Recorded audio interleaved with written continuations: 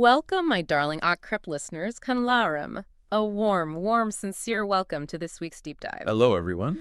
We are absolutely buzzing with energy because this segment, well, it's all for you, Akrep and Yuxil and Akrep. We're focusing on the week of December 8th, 2025. And you know the mission, my sweethearted listeners.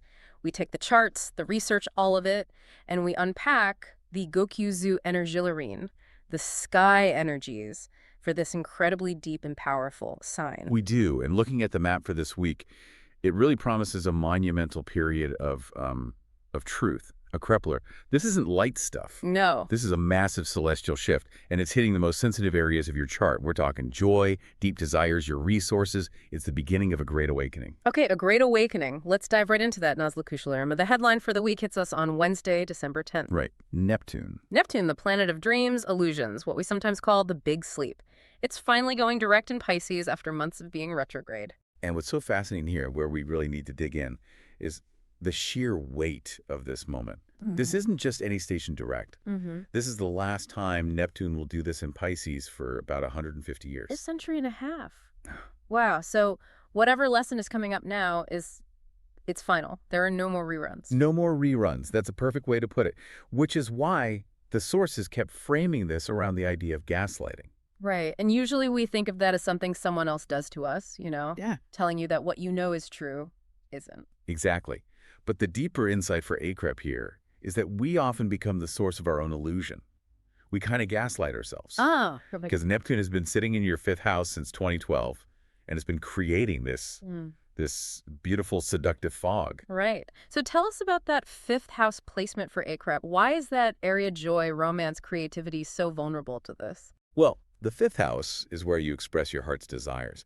And since 2012, it's been a place where it's been easy to hold on to fantasies. Hopes about a project, a partner, maybe a financial risk that just never quite landed. Exactly. It never materialized. The fantasy became the comfort zone. The fifth house slumber, it means you've been telling yourself, oh, the potential is real. I just have to wait a little longer. I think that's why the idea of self-gaslighting hits the nail on the head. It's so much easier to blame fate than to admit how much we invested in an illusion that was always going to dissolve. Precisely. And Neptune going direct is the moment that illusion stops feeling cozy and starts feeling, well, corrosive.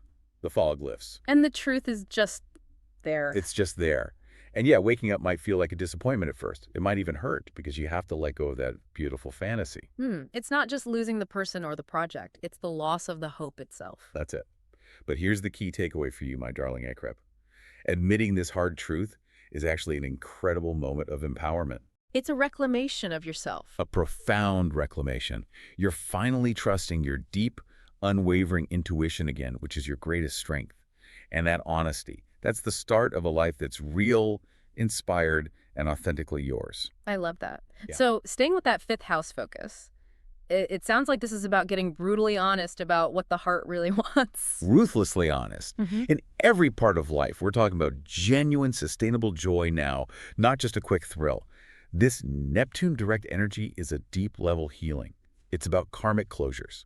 So clearing out those subconscious blocks that have kept real joy at bay. Exactly. But this is where the paradox comes in, and the sources were really clear about this. Uh-oh. Because the fifth house rules flirtation, a new romance could just rush in this week, and it might feel instantaneous, magical, even healing. Okay, wait. So if the goal is to break illusions, how do we tell the difference between a genuine healing connection and, just one last Neptune fantasy for the road? That's the work, isn't it? You have to be ruthlessly honest about the sustainability of it. Does this new passion require you to ignore some fundamental truth about yourself or them? If it does, it's just the old fog in a new costume. The energy is there to clear the air, but you have to be willing to use that magnificent scorpionic X-ray vision. Okay. And this is where we have to say, Yükselen burcunuzu ve mutlaka takipe edin balerim sokonemli. Yes. So important. Remember, my dear listeners, you have to consider your rising sign, your Yükselen Akrep, because that's what tells you where these big events are landing in your personal chart. If you're a Scorpio rising, this fifth house story is front and center. It's defining the start of your whole new cycle. Okay, so here's where the week gets dramatic. We're shifting from that deep emotional awakening into some high-tension action. It gets incredibly crunchy here, yes. Mars, the planet of action and desire, is highly active, and it's moving towards the galactic center. Which is like a cosmic supercharger. The total supercharger. It signals a major turning point, a passionate beginning. But, Mike and Laram, that forward drive immediately hits. What, celestial gridlock? A bit of whiplash? Total whiplash. Mars is in a tense square, a 90-degree angle with two heavyweights. Saturn, the planet of limits, and later in the week, Neptune, the planet of confusion. So it's like slamming on the gas and the brake at the very same time. Exactly. And for you, Akrep, this is very specific. Yeah. Mars is in your second house of money, resources, self-worth. Okay. And it's clashing with Saturn and Neptune back in that fifth house of romance and joy. So what does that mean in real life? It's about realizing the cost of time, of energy, of actual money, of chasing a fantasy. Mars in the second wants you to spend money to feel good, to be bold. But Saturn is right there saying, hang on, is this sustainable? What are the limits here? So that powerful urge to be impulsive this week, especially with a financial risk or a big romantic gesture that costs you, that's a huge red light. A massive red light. You have to slow down. Be risk averse. This is about acknowledging your limits, what you can control, like your budget, and what you have to surrender, like the outcome of a gamble. And just as we're trying to get our head around that, our minds go into overdrive. Complete overdrive. Also around December 10th, Mercury, the planet of communication, which is in your sign, Scorpio, is directly opposing Uranus. The planet of surprise and restlessness. Wow. That is electric thinking. Your thoughts are deep, intense, and then bam, Uranus brings these sudden, brilliant, maybe even shocking ideas, especially around joint finances or contracts. So you feel overstimulated, wanting to act on these genius ideas. But you can't. That's the core conflict of the week. Yeah. Your mind is saying, go, go, go, and the rest of the sky is saying, whoa, slow down, check the facts. So the advice, my Nazlakuslarum, is to think big but act small.